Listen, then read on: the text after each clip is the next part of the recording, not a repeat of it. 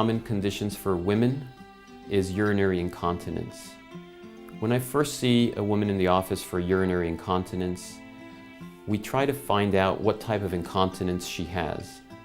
There's two very common types, and they're very different from each other, and usually we can tell based on the patient's symptoms.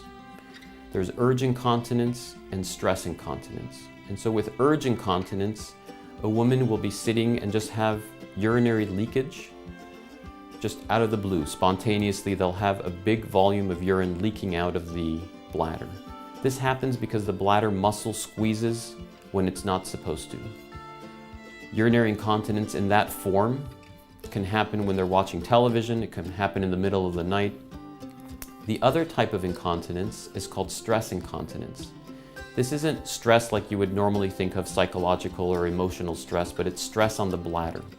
So a woman will cough or sneeze or laugh and will feel urine leaking out at that time. It's usually a smaller amount of urine, and it's only associated with that type of physical activity. So there's no incontinence, no leakage at night, just during the day when a woman is active, exercising, laughing, coughing, or sneezing. It's important to tell the difference between urge incontinence and stress incontinence. Oftentimes they happen together, and we refer to this as mixed incontinence. But usually one is more dominant than the other, and treatment should focus on the type of incontinence that the woman has. And the treatment varies, and so it's very important to identify the type of incontinence early on.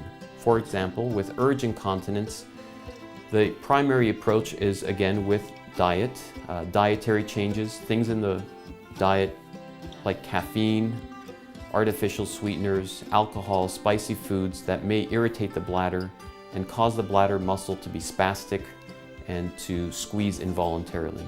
If dietary changes don't help, if weight loss doesn't help, the next approach is medication. And common medications such as Myrbetriq are used to relax the bladder. And with the bladder being relaxed, a lot of the symptoms such as urinary frequency, sudden urges to urinate, and ultimately urge incontinence will improve to the point where the patient will no longer have to use a pad. With stress incontinence, we focus on Kegel exercises or pelvic floor exercises. These are exercises that help strengthen the sphincter, and in fact it's the sphincter that's weak that's causing the problem. Often with pregnancies and vaginal deliveries, the sphincter muscle gets weak, and with Kegel exercises, over a period of 6 weeks, 8 weeks, where instead of using a pad or 2 pads per day, they can be dry and maybe just have one panty liner to help manage the incontinence.